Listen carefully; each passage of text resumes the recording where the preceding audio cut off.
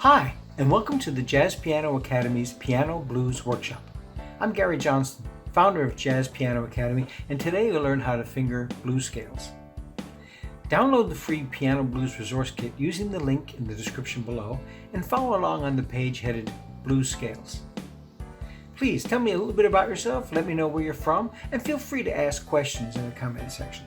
Be sure to like and share this video lesson and subscribe to my YouTube channel to learn more about piano, jazz, and blues. So fingering of any scale is critical to being able to play smoothly and with speed, especially if you're improvising. First, let's look at a 5-finger position for the beginner. This is only a fingering to help you familiarize yourself with the scale and begin to use it in a rudimentary way. So when we play the blues scale, there are 6 notes in a blues scale. If I describe them in terms of a major scale, you'd play, for instance, if we're basing C blues on a C scale, we'd play the tonic C, the flat 3 of a C scale, the 4 of a C scale, the sharp 4 or flat 5 of a C scale, the 5, and the flat 7, which is up here. But because that's so far removed, I'm going to put it down here and make it easily accessible to my 5-finger position. So like so. Here's my blues scale.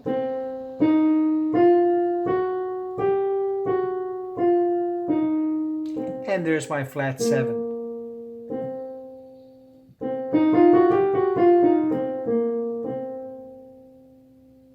Now, that fingering can be applied to all of the blues scales. So if I shift up to D blues scale, D is a nice one. It doesn't have that, it only has the one flat. So if we have D, F, G, A flat, A.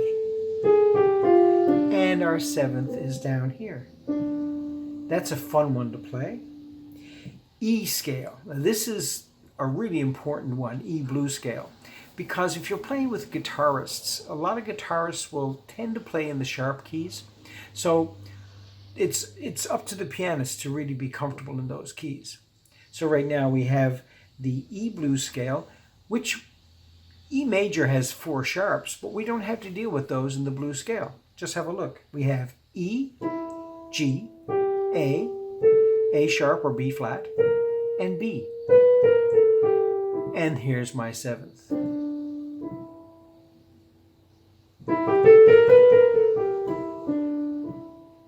Move up 1 to F. Now, F is a great key for playing with horn players. Horn players tend to play in F, B flat, E flat, although they can play in any key. It's just a lot of horns sound really comfortable in those keys. And this one is the one perhaps most like the major scale fingering. If you have F major, now we have, and you pick up the flat 7, G. The flat 7 in this case is a white key, as it was with D. And now A major. This one I use a lot because I play with guitar players. And A major blues or A blues is a pretty common thing. Here we go. A, C, D, D sharp or E flat, E. And pick up the flat 7.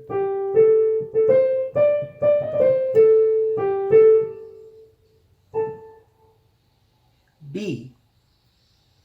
B is not a real common key, but when I was young, I sat in on the bandstand playing Hammond organ,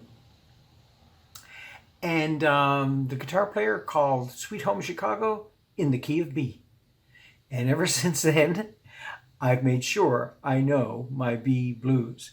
I got caught off guard that evening. So here we go. Same rules apply. Your tonic, flat 3, 4, sharp 4, 5. there's your 7. So those are all the ones that start on white keys. Starting on black keys, you'll find the same thing. I use the same fingering for a 5-finger position. It keeps it easy.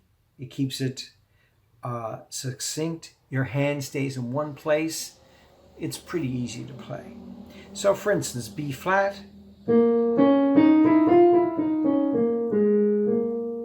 Notice that has 4 flats in it, or 4 black keys.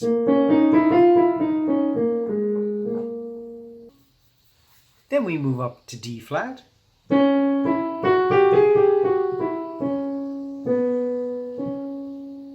E flat, which is a really common one. Let's look at that one, because you'll be called upon to play this, especially in a horn-based band or a big band. So we have E flat, G flat, A natural, B flat, and our flat 7 is here, the D flat. Then we move up to G flat.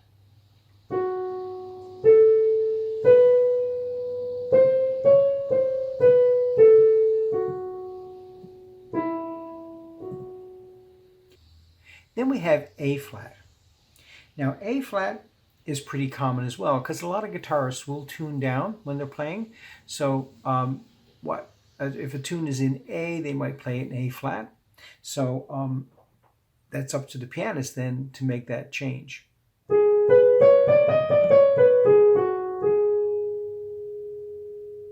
And then we're back to B flat. So that's the same fingering for every single scale. Now, how do we apply this?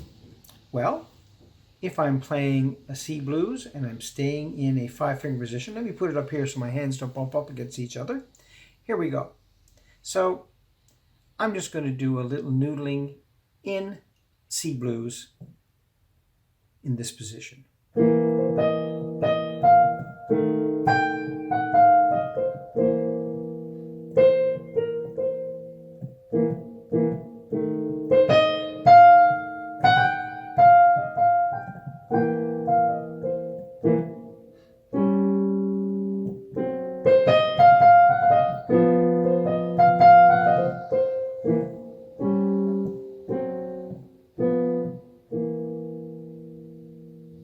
So not bad. I sort of stayed in the general area, and you can too by doing that. Now you don't want your scales, you don't want your improv to sound like you're practicing scales. You don't want to improvise like this.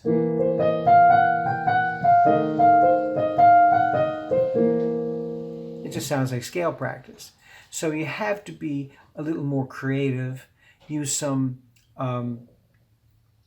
repeated notes, skips, space, and I'll be talking a lot more about that in our lesson on improvisation.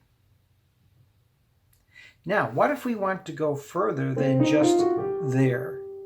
What if we want to get up into the next octave? Well, here's where my rule of thumb comes in.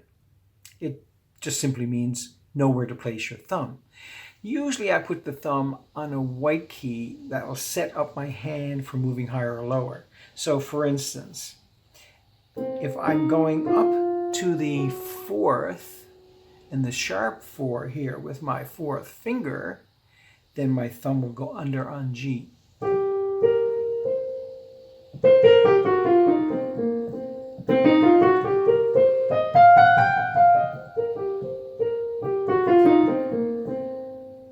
No matter where I am, I try to get my 4th finger in such a position that I can play here.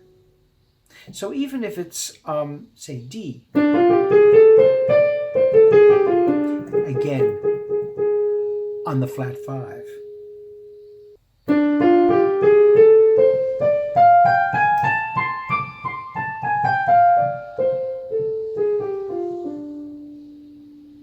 Now, these aren't solid rules set in stone. These are just my experiences playing these scales. So, if I'm to improvise,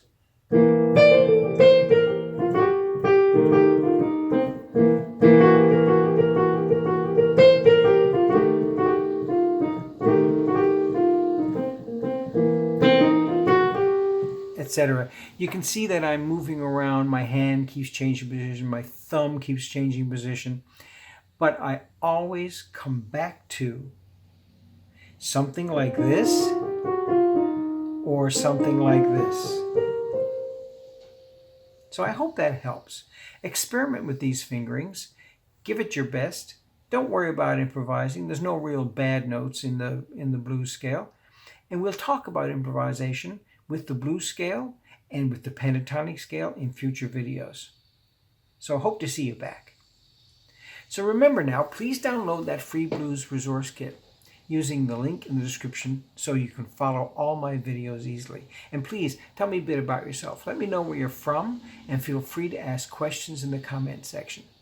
Be sure to like and share this video lesson and subscribe to my channel for more jazz blues lessons, and be sure to visit jazzpianoacademy.com.